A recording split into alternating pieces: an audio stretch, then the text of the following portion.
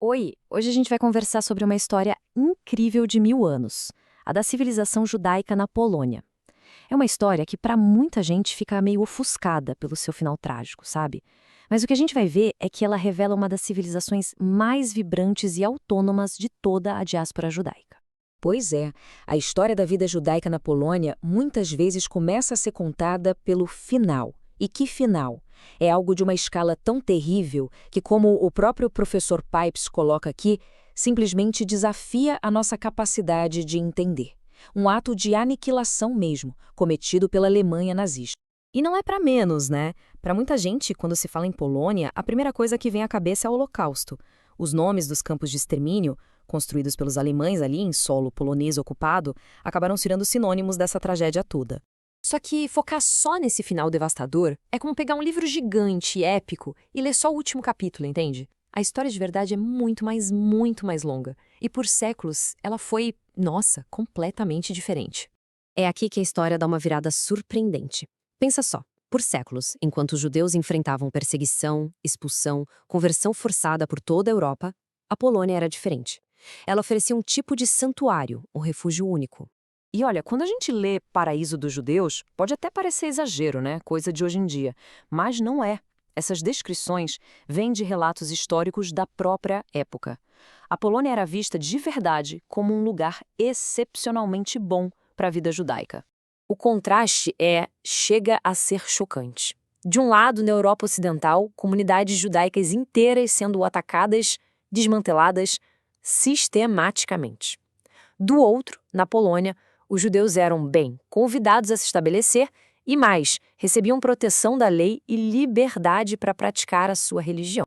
E qual foi o resultado dessa tolerância toda? Uma verdadeira explosão populacional.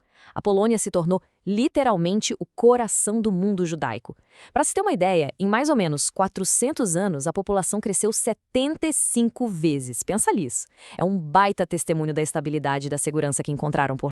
Mas olha que interessante, essa situação única não era só uma tolerância informal, do tipo, deixa quieto. Não, estava tudo na lei. E isso levou a um nível de autonomia política que simplesmente não existia em nenhum outro lugar do mundo. E a base de tudo isso foi o Estatuto de Cales, lá de 1264. Dá para pensar nele como uma espécie de carta magna das liberdades judaicas.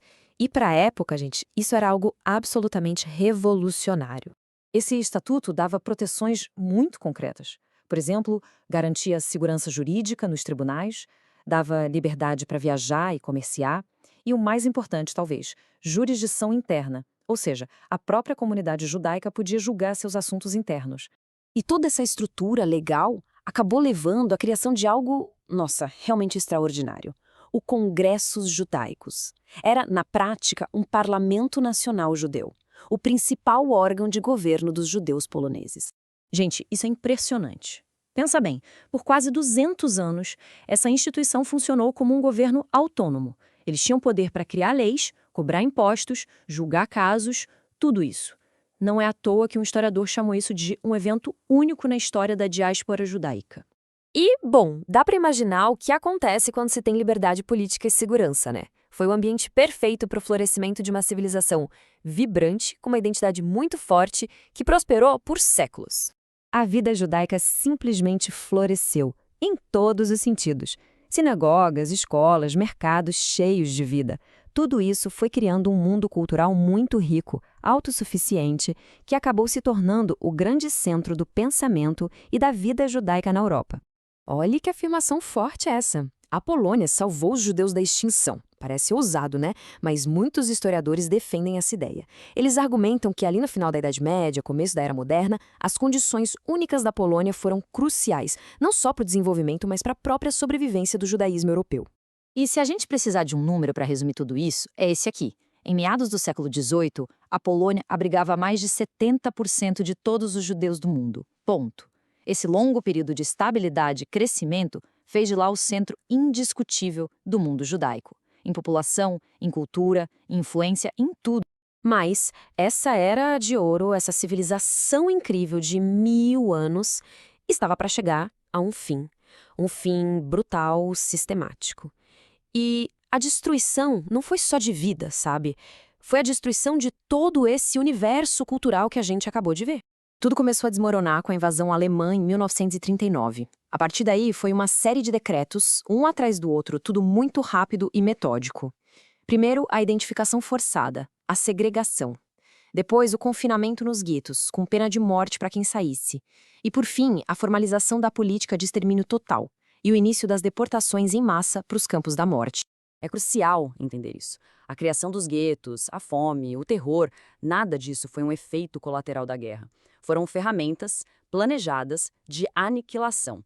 A realidade do dia a dia era essa, e o processo todo culminou no assassinato em massa em escala industrial. O mundo inteiro foi simplesmente destruído. E a gente termina com essa reflexão.